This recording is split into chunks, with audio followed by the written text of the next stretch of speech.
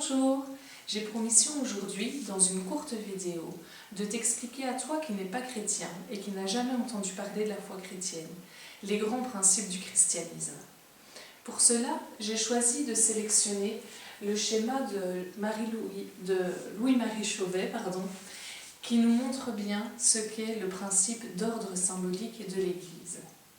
C'est un schéma qui nous explique comment acquérir l'identité chrétienne, parce qu'en réalité, on ne s'autoproclame pas chrétien.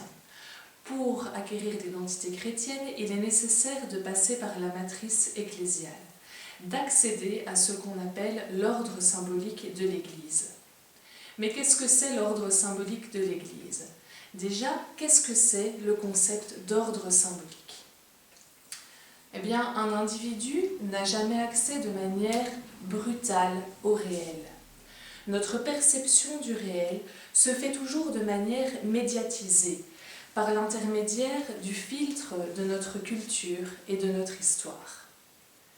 Nous avons besoin de classer les éléments au sein d'un système, de mettre de l'ordre pour construire un monde cohérent, un monde signifiant. Sans ce classement, le monde nous apparaîtrait comme un chaos. Au sein de chaque système ordonné, on s'est aperçu qu'il y avait toujours trois composantes essentielles, que ce soit le système le plus vaste, comme par exemple le fonctionnement d'un pays, ou le système le plus petit, comme par exemple le fonctionnement d'une famille. On retrouve toujours ces trois composantes essentielles. Quelles sont-elles? La première, c'est la connaissance, c'est-à-dire tous les éléments qu'il est nécessaire de connaître du monde dans lequel on entre. La deuxième composante, c'est celle de la reconnaissance, celle des codes nécessaires pour se comporter dans le monde. Et ces codes diffèrent d'un monde à l'autre. La troisième composante, c'est celle de l'agir. Quel comportement doit-on adopter dans le monde dans lequel on évolue? De la même manière qu'on n'a jamais accès au réel de manière directe dans le monde, on n'a jamais accès de manière directe à Dieu. Il est nécessaire, Dieu ne se donne jamais. Dieu est toujours l'inconnaissable. Il reste toujours étranger et il ne révèle que ce qu'il veut bien révéler. Devenir chrétien, c'est d'abord reconnaître Jésus-Christ comme le Fils de Dieu. Donc on passe par des intermédiaires, par des filtres pour accéder à Dieu. Le premier, c'est donc de reconnaître Jésus-Christ comme le Fils de Dieu, qui est venu parmi les hommes pour nous sauver. En ce sens, on peut dire que Jésus-Christ est le sacrement de Dieu. Sacrement, au sens où l'entendait déjà saint Augustin au IVe siècle, c'est-à-dire au sens étymologique de sacramentum, comme un signum sacrum, un signe sacré, c'est-à-dire un signe palpable, réel, mais qui renvoie à autre chose.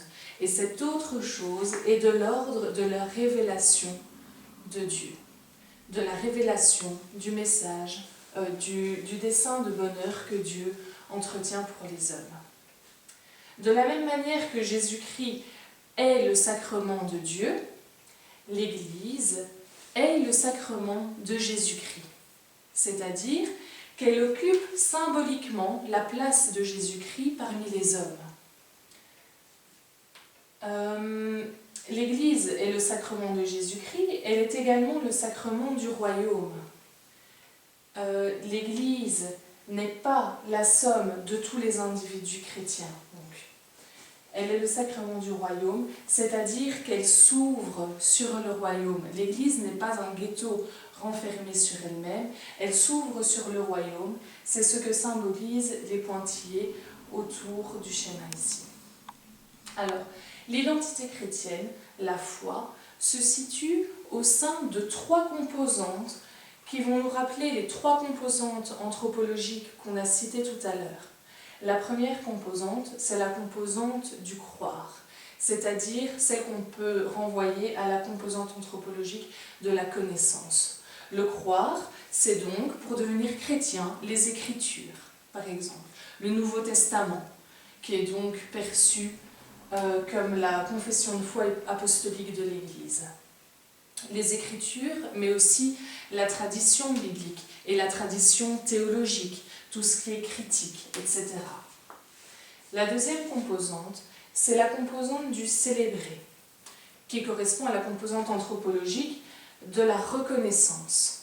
C'est donc l'ensemble des reconnaissances, des célébrations qui sont organisées en mémoire de Jésus-Christ, mort et ressuscité. On va donc trouver dans la composante célébrée les sacrements, les sacrements majeurs, mais aussi les autres sacrements reconnus par l'Église, mais aussi d'autres célébrations comme les funérailles, etc. Tout ce qui est vraiment de l'ordre de la reconnaissance des chrétiens envers Dieu. La troisième composante, c'est la composante du vivre, qui correspond à la composante anthropologique de l'agir, c'est-à-dire les actions du chrétien qui doivent être en adéquation avec les actions de Jésus dans l'Évangile. Comme je le disais tout à l'heure, ce schéma représente donc la matrice de l'Église à travers laquelle le chrétien doit passer pour devenir chrétien. Mais c'est une matrice originale, en ce sens qu'elle est basée sur la culture humaine en général, on a fait des liens avec les composantes anthropologiques, mais également elle va surdéterminer la culture de l'humain en général, puisqu'elle peut apporter plus de détermination, plus de sens à la vie du chrétien, à son histoire et à son manière de percevoir les choses. Voilà. J'espère que cette petite vidéo t'aura aidé à appréhender le christianisme et t'aura donné envie d'en savoir plus. Merci.